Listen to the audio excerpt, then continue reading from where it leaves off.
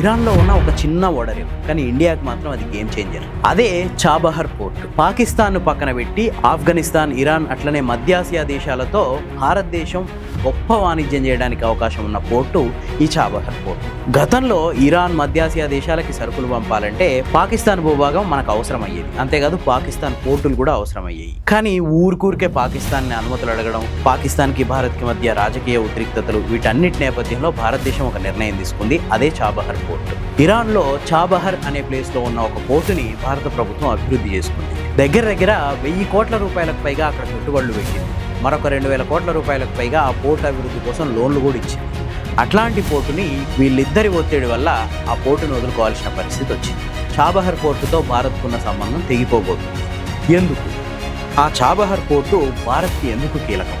ఆ పోర్టు వల్ల భారత్ సాధించదలుచుకున్న లక్ష్యాలేంటి? దీన్ని వదులుకోవడం వల్ల భారత్కు కలిగే నష్టాలేందో ఈ వీడియోలో చూద్దాం. స్కిప్ చేయకుండా చూడండి, సబ్స్క్రైబ్ చేసుకోవడం మర్చిపోవద్దు. ఇప్పుడున్న పరిస్థితుల్లో ఈ చాబహర్ పోర్టు భారత ఆర్థిక వ్యవస్థకు వెన్నెముక లాంటిది. ఒక విధంగా చెప్పాలంటే ఆక్సిజన్. ఈ పోర్టును కోల్పోవడం వల్ల భారతదేశ ఆర్థిక వ్యవస్థ పతనమయ్యే అంత పరిస్థితులు కూడా రావచ్చు అని చెప్పి ఎక్స్పర్ట్స్ చెప్తున్నారు. ఆర్థిక రంగ ఎక్స్పర్ట్స్ చెప్తున్నారు. అంత తీవ్రమైన నష్టాలు ఉంటాయన్నమాట ఇప్పుడు ఈ చాబహర్ పోర్టును కోల్పోవడం వల్ల భారతదేశానికి. ఈ చాబహర్ పోర్ట్ అనేది పాకిస్తాన్తో సంబంధం లేకుండా భారతదేశం, ఇరాన్, ఆఫ్ఘనిస్తాన్ అట్లాగే మధ్యాసియా దేశాలతో ఉన్న చాలా కంట్రీస్తో అద్భుతమైన వాణిజ్యం చేయడానికి ఈ చాబహర్ పోర్ట్ ఒక పెద్ద అవకాశం. చాబహర్ పోర్టు నుంచి జహదాన్ అనే ఒక రైల్వే లైన్ ఉంది. అంటే చాబహర్ పోర్టు నుంచి జహదాన్ అనే ప్లేస్కి వెళ్ళే ఒక రైల్వే లైన్ ఉంది. అట్లాగే చాబహర్ పోర్టు నుంచి అనేక హైవేలు ఉన్నాయి మధ్యాసియా దేశాలకి. ఈ హైవేల ద్వారా ఆఫ్ఘనిస్తాన్, ఉజ్బెకిస్తాన్, కజకిస్తాన్ అట్లాగే రష్యా దాకా భారతదేశం వాణిజ్యం చేసుకోవచ్చు. అంతేకాదు ల్యాండ్ లాక్డ్ దేశాలు అంటే సముద్ర తీర ప్రాంతం లేని దేశాలతో కూడా భారతదేశం అద్భుతమైన వాణిజ్య సంబంధాలు నేర్పడానికి అవకాశం ఉన్న పోర్ట్ ఇది. అంటే భారతదేశానికి ఒక గోల్డెన్ గేట్ లాంటిది అనమాట. ఇది ఇంటర్నేషనల్ నార్త్ సౌత్ ట్రాన్స్పోర్ట్ కారిడార్లో ఒక కీలకమైన భాగం. అంతేకాదు రష్యాతో కూడా వాణిజ్యానికి అత్యంత కీలకమైన అట్లాగే అత్యంత చవకైన వాణిజ్య మార్గం కూడా ఈ చాబహర్ పోర్టు. రష్యన్ ఆయిల్ మనం గత కొద్ది రోజుల నుంచి రష్యన్ నుంచి చాలా తక్కువ ధరకు ఆయిల్ కొనుక్కుంటున్నాం కదా, ఆ ఆయిల్ అంతా ఈ చాబహర్ పోర్టుకు వచ్చి చాబహర్ పోర్టు నుంచి ఇండియాలో ఉన్న పోర్టులకి ఎక్స్పోర్ట్ అవుతుంది. అంటే చాలా చవకగా, చాలా తక్కువ ధరకి మనం క్రూడ్ ఆయిల్ రష్యా నుంచి కొనుక్కోవడానికి ఇది చాలా కీలకమైన మార్గం అన్నమాట. చాలా దగ్గర దారి మనకి. అంతేకాదు ఇంకొక అద్భుతమైన విషయం ఏంటంటే ఈ చాబహర్ పోర్టు ద్వారా హిందూ మహాసముద్రంలో పెరుగుతున్న చైనా ప్రభావానికి చెక్ పెట్టొచ్చు భారతదేశం.